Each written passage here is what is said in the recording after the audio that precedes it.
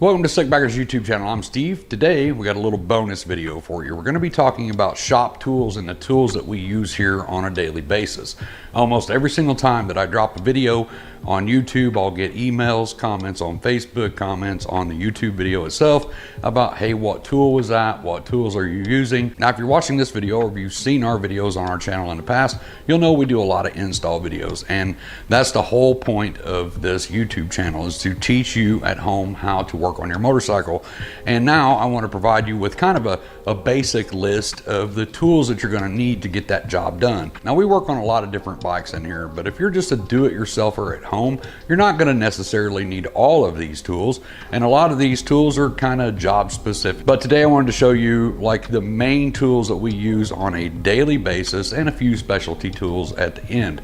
About 85 to 90% of these tools were actually purchased on Amazon, but it's actually tools that we buy from Amazon. I'm not buying them at a super cheap price in town and then coming home and telling you guys to buy them on Amazon. So in a lot of my install videos, a lot of you will see me pulling around this roll cart. Now, this is something that I bought from Amazon last year. Now, this cart's a gear wrench cart, and I can't believe that I waited so long to buy one. This saves me a ton of trips to the toolbox, and I don't have a bunch of tools laying on the edge of my lift here, and I'm working on this side and I left the tool on that side. I can just drag this thing with me everywhere I go, and everything that I need usually on a daily basis stays on this cart. I'm going to show you the top tools that I use on a daily basis first, and then we'll kind of work our way down to tools that just get used every now and again. The absolute number one tool that is in my hand every single day is this guy right here. This is the M12 Milwaukee ratchet. Now, this was gifted to me from my wife probably, I'm gonna say it, probably going on 6 years ago. Now, you can get this on Amazon with a battery and a charger at the time of this video right now, I think for about 150 bucks, and that's a pretty good deal. You get the ratchet, you get a battery, and you get a battery charger. Now, these generally come with the M12 1.5 battery like this. It's rounded, and I've upgraded to the Milwaukee 12 XC 4.0s. Now, these last a ton longer, and one of the things I like about it, it has a rubber base on it and it's flat,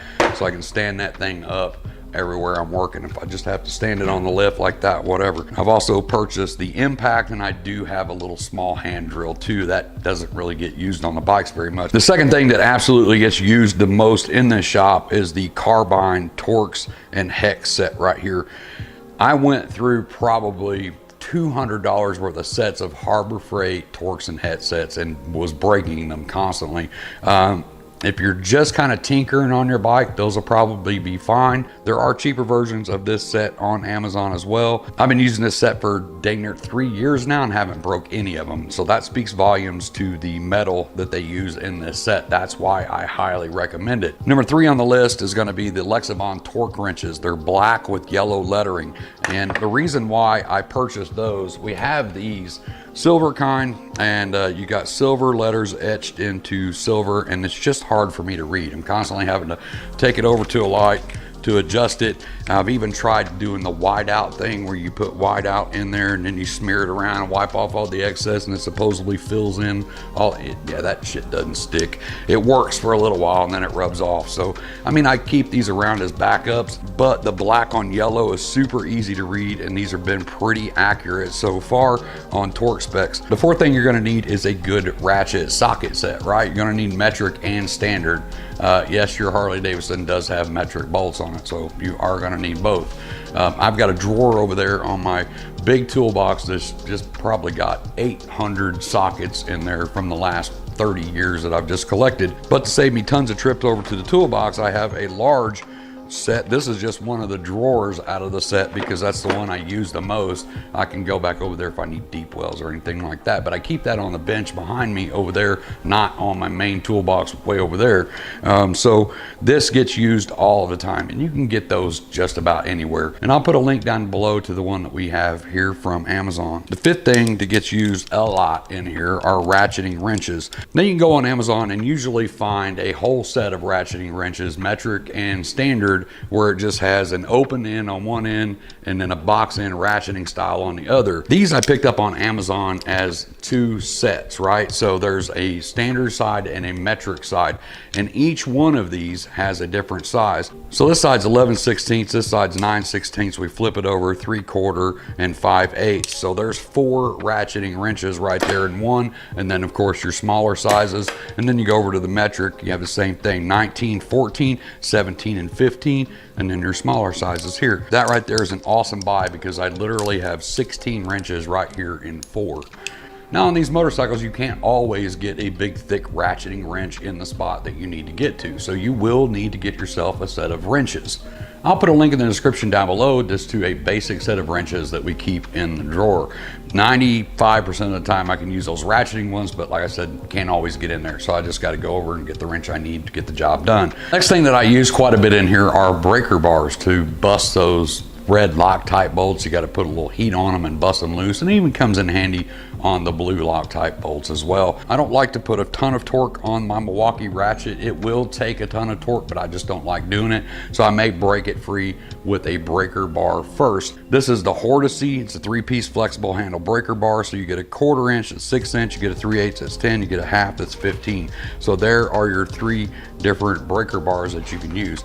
I use this a lot. The only plier style tools that we keep on the cart that aren't necessarily specialty tools are a good set of wire strippers and crimpers, set of basic needle nose, small set of Milwaukee channel locks, just in case. And then the last and most important thing is a precision set of side cutters. These are super thin and super sharp.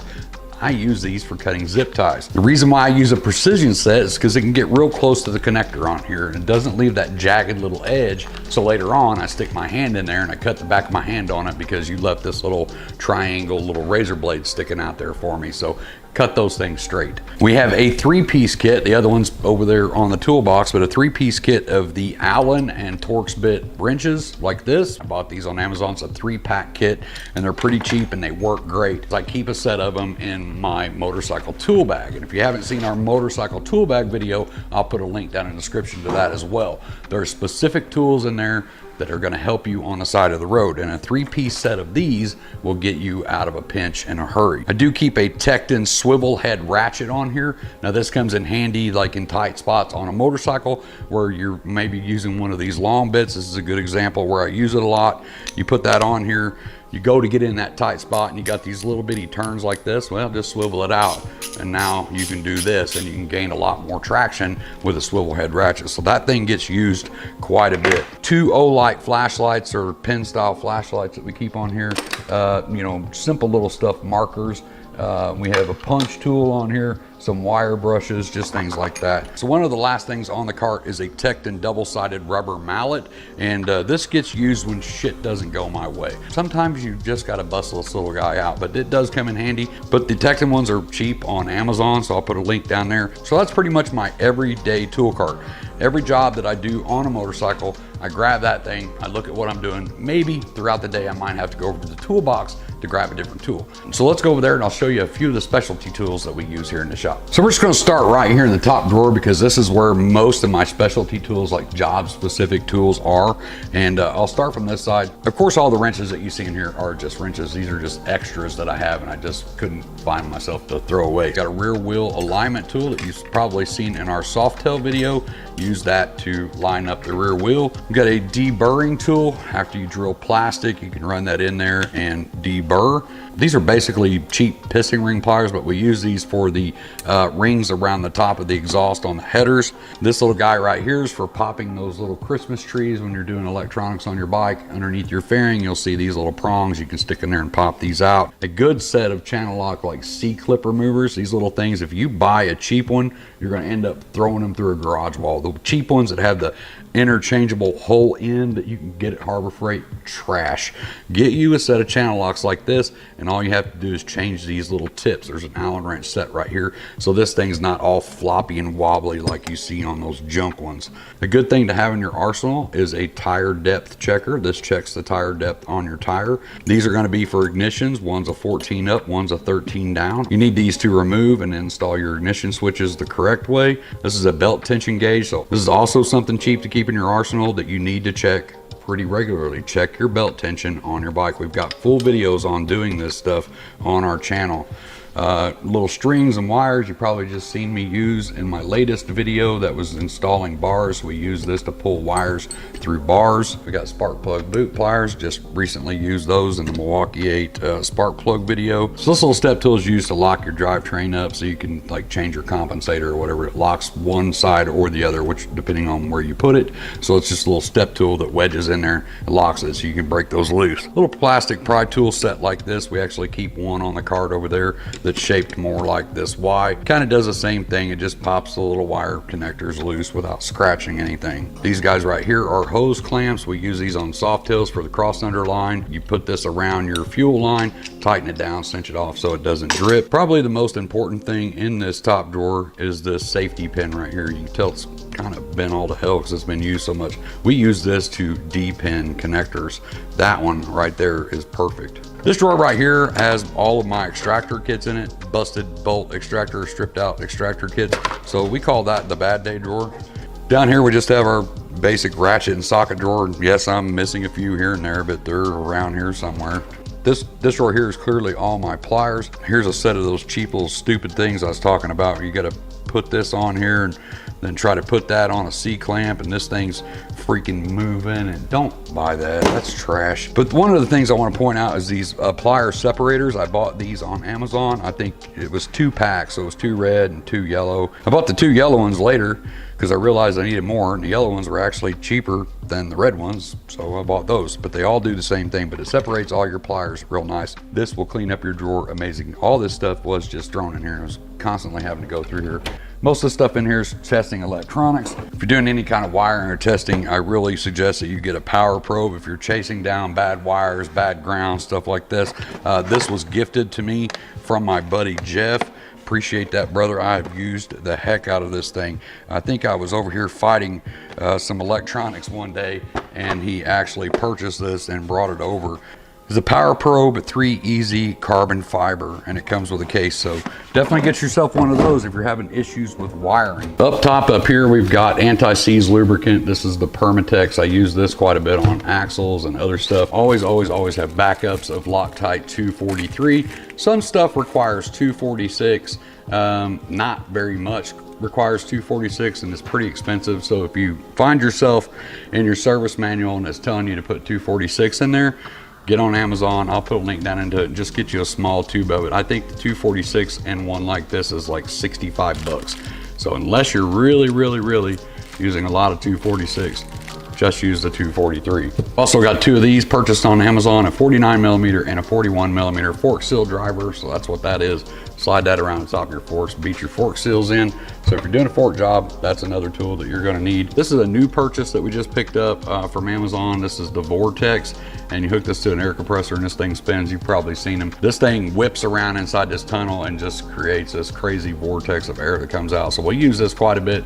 If I pop a side cover off on a bike and it's just covered in dirt and dust and stuff, I will blow it all out using this. But you can use this for a lot of stuff in detailing. We actually cleaning your carpet and your cars and trucks to blow out all of the loose stuff. So that's a pretty cool thing we just purchased on Amazon. I've been using the heck out of that thing. All of the oil change stuff that I buy, the funnels, the oil filter wrenches like this, those are all purchased on Amazon as well. So there'll be links down in the description to all of that stuff. Outside of the different oil filter wrenches, I keep all that stuff in my caustics cabinet over there. So that way all my oils and you know, fluids and stuff like that, and funnels, because they have residual stuff in them, I keep that over there in that cabinet. So back over on that wall in that corner is a hot mess right now because we just got done detailing a couple of bikes, but that's our detailing station, and all of that stuff that you see up there was purchased on Amazon.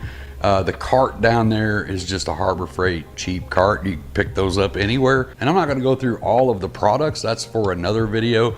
But the stuff hanging on the wall, like our polisher holder, the bins for our pads, the rods over there for hanging our products, all of that stuff was purchased on Amazon. The 2 lifts that we use were purchased from Amazon. I'll put the links down there. We've actually did videos on those, so I'll put a link to the videos on the lifts if you want to see those.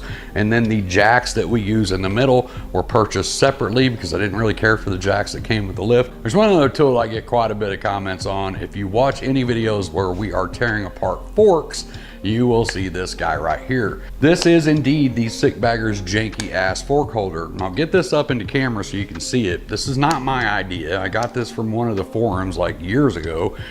This is just wood clamp. Pick this up anywhere. Menards, Harbor Freight, Home Depot. These are from Harbor Freight. It's a 12-inch hand screw clamp, and all we did was just notch out piece right here. We got some rubber and glued it in here to protect the forks. On this side, we bought a cheap piece of L-bracket aluminum that we carriage bolted to the bracket. So we set this aluminum piece in our vise on our workbench, and then we use this to put forks in and work on forks. Now, you can buy the Jim's tool, which is pretty expensive. But if you're just doing a fork job for you and your buddies, build yourself one of these. Now, of course, there's 100 other tools in here that we didn't go over, but I just wanted to show you the stuff that we use on a regular basis. I guess I kind of ended up giving you a small toolbox tour there at the end, just to kind of show you some of the specialty stuff. But if you're just working on your bike or maybe your buddy's bike, the tools that I keep right here on this rolling cart, this stuff gets used on a daily basis. Just about everything that you're going to need to do something to your bike is right here on this cart. So like I said, 85 to 90% of this stuff was actually purchased on Amazon. We buy it somewhere cheaper and then go on Amazon and find the most expensive pair of pliers and then say, hey, you need these. We don't do that. I'm actually going to put links to the stuff that we have right there on the cart that we use on a daily basis. So I hope this video was helpful for you. Like I said, it's just a little bonus video that we're going to put out today, just because I get almost every day on YouTube, I get some kind of question about what tool I was using. And I try to always put links to the tools I'm using, but it doesn't always happen. So that's it. I'm going to go get myself cleaned up and get ready to shoot a video on this 2024. So look forward to that video. I hope to see you in that next video. But until then, as always, be safe. Keep your knees in the breeze. Hey, thanks for stopping by and checking out our videos today. If you like what you see, make sure you hit that like button, hit the little subscribe button popping up over here. If you want to check out more of our content, I've got 2 videos right here that'll get you started.